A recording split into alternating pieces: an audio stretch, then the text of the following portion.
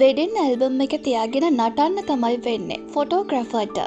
රටම පේන්න වෙඩින් එක ගත්ත ජනප්‍රිය නිලේ සංජානා ගමාරච්චි විවාහයෙන් වෙන් වෙයි. මම අපහු තනිකඩ වුණා සංජානකින් රටටම හෙළිතරව්වක්.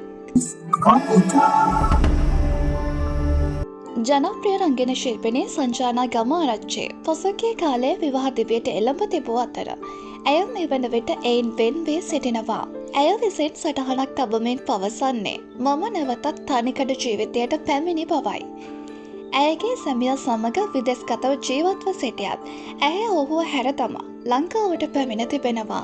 බොහෝ පිරිසක් ඇයව මේ හේතුවෙන් විවේචනයට ලක් කර තිබෙන ආකාරය දැක ගන්න ලැබෙනවා.